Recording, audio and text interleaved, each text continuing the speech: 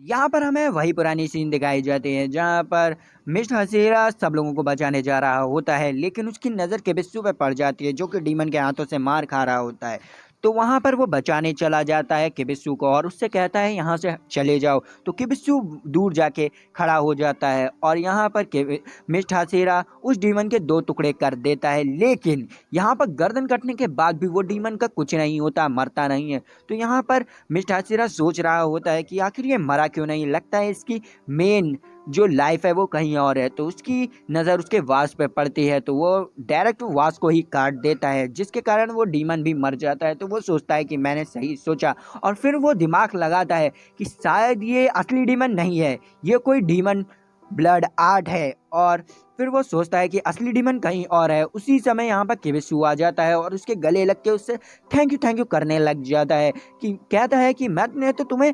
बेकार और घटिया समझा था, लेकिन तुम तो अच्छे निकले। जिस पे मिचिरो कहता है कि हैं तुमने मुझे ये सब समझा था।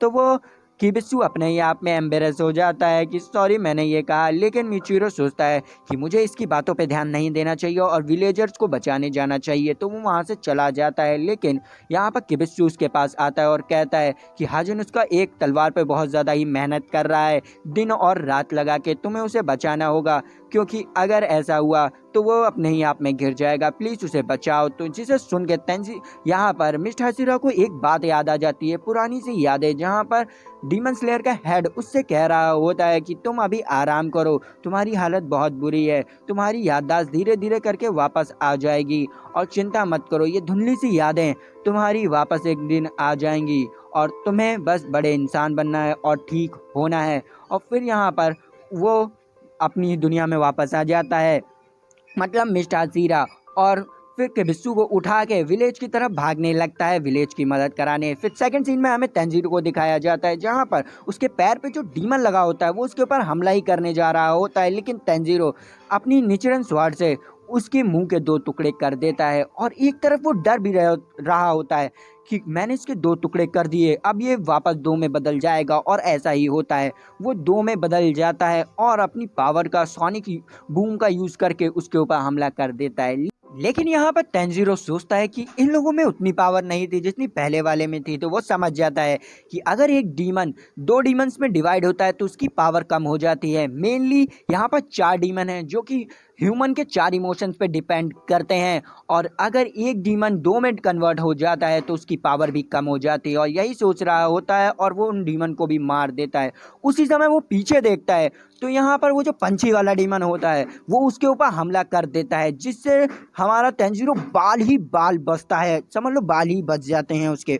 और फिर उसकी नज़र पड़ती है तलवार पे और वो तलवार पे देखता है कि जिन दो डीमंस को उसने छोटे छोटे डीमंस को मारा होता है वो वहाँ से गायब हो जाते हैं, और उसी समय हमारा जो पंछी वाला डीमन होता है वो उसके ऊपर हमला कर देता है। लेकिन तंजीरो उससे बार बार बच रहा होता है। फिर वो सोचता है कि कैसे भी करके मुझे इसे मारना होगा, और यहाँ पर वो थोड़ा सा मौका निकालता है डीमन के पास आने का, और डीमन जैसे ही पास आता है तो तंजीरो उससे बचते हुए उसके मुंह के दो टुकड़े कर देता है, जिससे डीमन जाके दूर गिरता है और तेंजीरो को एक मौका मिल जाता है उसे मारने का। और तेंजीरो उसे मारने के लिए आगे बढ़ ही रहा होता है कि डीमन उसे धोखा देके ऊपर की ओर उड़ जाता है। और फिर हमें सीन दिखाया जाता है नेजुको की तरफ, जहां पर नेजुको से एक डीमन जो जॉय डीमन होता है वो उससे लड़ रहा होता है, और दूसरी तरफ गिनिया की हालत बहुत ज़्यादा बुरी होती है। ग्रिफ्ट वाले डीमन ने उसके अंदर भाला घुसेड़ दिया होता है और वो उसे मारने ही वाला होता है। यहाँ पर एंगर वाला डीमन पुलिस वाले डीमन से कहता है कि इस लड़की को मार दो जल्दी से,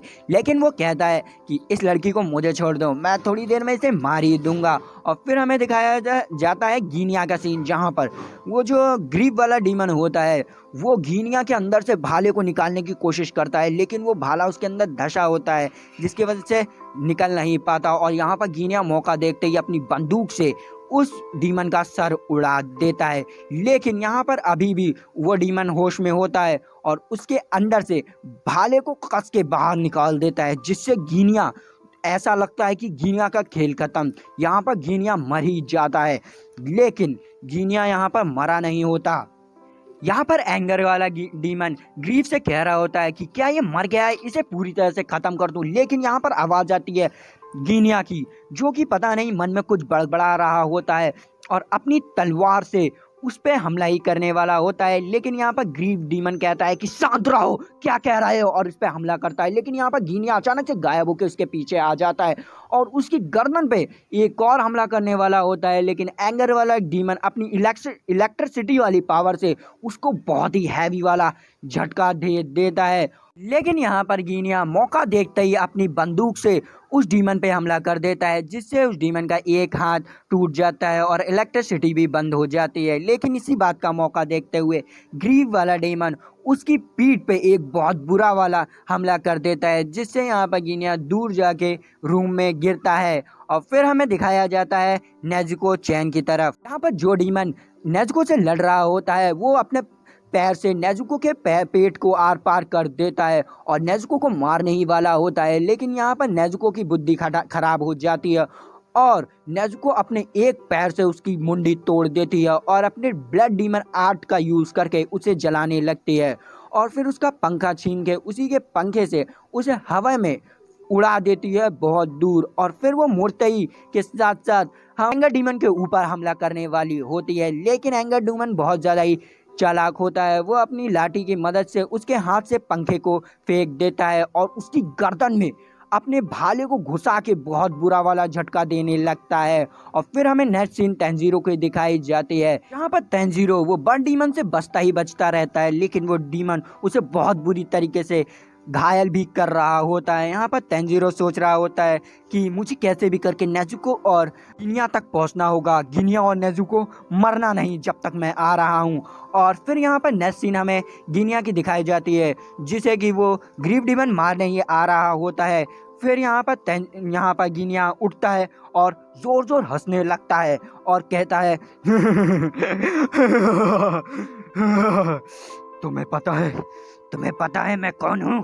तुम्हें पता है मेरा नाम है गिनिया। तुम मुझे मारोगे? मैं हूँ गिनिया। और वो गुस्से में इतनी बुरी तरह से उठता है और अपनी तलवार में बंदूक रख के उसके ओर हमला ही करने वाला होता है। लेकिन यहाँ पर फिर सीन शिफ्ट हो जाती है तेंजीरो की तरफ। तेंजीरो सोच रहा होता है कि मुझे जल्दी से उन लोगों के पास पहुंचना होगा, तो वो यहाँ पर भागना स्टार्ट कर देता है, जिस पर यहाँ पर डीमन कहता है कितने डरपोक हो तुम, भाग रहे हो। और फिर उसके ऊपर हमला ही करने जा रहा होता है कि यहाँ पर तेंजीरो बच जाता है और मौका के साथ साथ अपनी तलवार उसके मुंह पे घुसेड़ देता है और फिर उसका इस्तेमाल एक तरह से फ्लाइट की तरह, मतलब एरोप्लेन की तरह करने लगता है, क्योंकि अब डीमन उसके कंट्रोल में होता है। तो फिर स्पीड में वो चलते चलाते उसकी स्पीड बढ़ जाती है और वो डायरेक्ट नेजुको के पास पहुंच जाता है। वो देखता है कि उस एंगर डीमन ने नेजुके के ऊपर अपना वार किया हुआ है, जिससे उसकी बुद्धि खराब हो जाती है और वो बिना सोचा समझे एंगर डीमन के ऊपर हमला करने जा रहा होता है। और एंगर डीमन अपने दूसरे भाला का इस्तेमाल करते हुए उसके ऊपर हमला कर देता है। लेकिन तेंजीरो उससे बचते हुए उस पंछी वाले डीमन के पैर से उसके भाले को रोक लेता है, जिसे देख के वो एंगर डीमन बहुत ज़्यादा चौंक जाता है। और यहाँ पर हमें ये पता चलता है कि उन लोगों के अस्त्र का असर उन लोगों के ऊपर नहीं होता, जिसका फ़ायदा हमारा तेंजीरो उठा लेता है। और ये डीमन सोचता है कि ये तो बहुत ही ज़्यादा चालाक इंसान है और वो कहता है जब वो अंदर आया था उसने चालाकी से मेरे भाई के पैरों को काट लिया था और ऐसा ही होता है। और यही सोचते हुए तेंजीरो उसका मुंह को काट देता है और जब तक वो हील कर रहा होता है तब तक तेंजीरो नेजुको की गर्दन से उस भाले को निकाल देता है। लेकिन जैसे ही डीमन रिपेयर हो जाता है वो अपने भाले का यूज़ करके तेंजीरो को पीठ में उसे घुसाने ही वाला होता है और समझ लो घुसा ही देता है। लेकिन वो तेंजीरो की बॉडी से आर पार नहीं होता। तेंजीरो पीछे मुड़ के देखता है तो देखता है कि नेजुको ने उसको पकड़ के रखा है, उस भाले को कस के पकड़ के रखा हुआ है, जिसकी वजह से कुछ नहीं होता। और यहाँ पर नेजुको अपनी ब्लड डीमन आर्ट की वजह से एंगर डीमन को जला देती हो। और जैसे ही वो लोग ऊपर की ओर देखते हैं तो वो जो पीस वाला डीमन होता है वो उछलते हुए आ रहा होता है और कहता है कि क्या मैं तुम्हें ज्वाइन करूं, और अपने पंखे की मदद से उन लोगों को बहुत बुरी तरीके से ज़मीन में चपका देता है। और इतना ज़्यादा प्रेशर होता है हवा का कि वो दोनों ज़मीन में धंस जाते हैं और यहाँ पर वो दोनों बेहोश हो जाते हैं बहुत बुरी तरीके से। तो डीमन लोग सोचते हैं कि ये लोग मर चुके हैं और फिर नेक्स्ट सीन हमें विलेज की दिखाई जाती है जहाँ पर सब लोग अलर्ट हो जाते हैं और कुछ डीमंस जो होते हैं